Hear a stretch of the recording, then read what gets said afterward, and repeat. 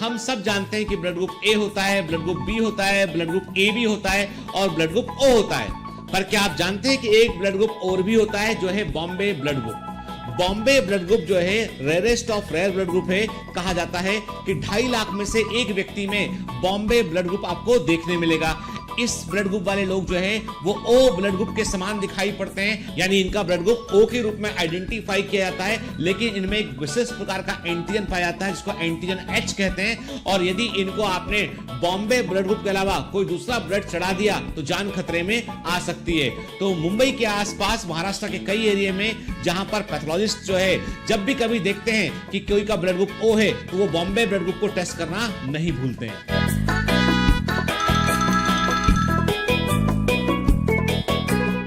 क्या होता है न्यूरोसिस्टिसर्कोसिस? दरअसल ये एक बीमारी होती है जिसमें कि दिमाग तक वर्म्स पहुंच चुके होते हैं। एक तरह का कृमि टीनिया सोलियम, इसके लार्वा, इसके छोटे छोटे जो है वो वर्म्स वो आपके ब्रेन में ग्रो करने लगते हैं और इससे कई बार व्यक्ति को इपिलेप्सी या मृगी का दौरा भी पड़ सकता है। कई बार व्यक्ति को जो है कई सारी नर्वस सिस्टम की समस्याएं भी इंड्यूस हो सकती हैं। दरअसल हमें सब्जियों को, फल को अच्छे से धोकर खाना चाहिए, अच्छे से वेल कुक करने के बाद खाना चाहिए। सलाद जब भी ले तो उसका ऊपर का एक लेयर आप निकाल दें, चाहे गाजर लेते हो चाहे आप ककड़ी लेते हो, ताकि ऊपर जो इन्फेक्शन है वो हट जाए। क्योंकि कई बार कल्टीवेशन के दौरान होता यह है कि जिस पानी का इस्तेमाल फसलों को उगाने में किया गया होता है वो सीवेज पॉल्यूटेड होता है, तो उससे ये वर्म सब्जियों तक पहुंच जाते हैं।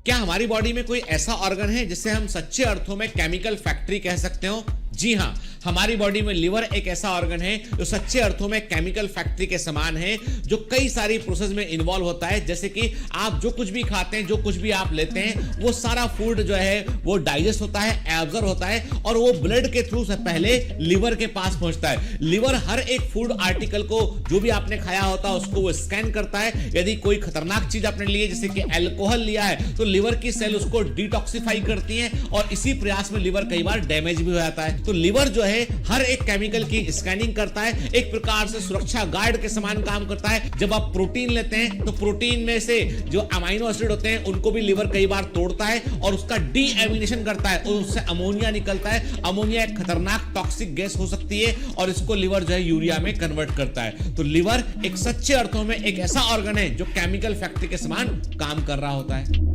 डॉक्टर्स की प्रिस्क्रिप्शन में आपको अक्सर दो जांचें देखने मिलेंगी, एक है ब्लड टेस्ट सीबीसी, दूसरा होता है यूरिन टेस्ट। दरअसल यूरिन टेस्ट हमें कई इंपॉर्टेंट इंफॉर्मेशन प्रोवाइड करता है। यदि यूरिन के अंदर आरबीसी प्रेजेंट है, यूरिन के अंदर यदि जो है पस सेल प्रेजेंट है, बैक्टीरिया प्रेजेंट है, तो इस बात की ओर ये इंडिकेशन है कि व्यक्ति को यूरिनरी ट्रैक्ट इंफेक्शन हो सकता है। यदि यूरिन के अंदर एल्बुमिन प्रोटीन प्रेजेंट है तो ये इस बात की ओर इंडिकेशन है कि किडनी प्रॉपर्ली फंक्शन नहीं कर पा रही है, फिल्ट्रेशन कैपेबिलिटी अफेक्टेड हो रही है क्योंकि किडनी में कोई डैमेज हो रहा है, तो ये किडनी फेलियर की तरफ इनिशियल इशारा करता है। और यदि यूरिन के अंदर ग्लूकोज प्रेजेंट है तो निश्चित तौर पर किडनी जो है वो एक्स्ट्रा ग्लूकोज को बाहर निकाल रही है, मतलब पेशेंट को डायबिटीज हो सकता है। तो यूरिन का इन्वेस्टिगेशन एक महत्वपूर्ण इन्वेस्टिगेशन होता है।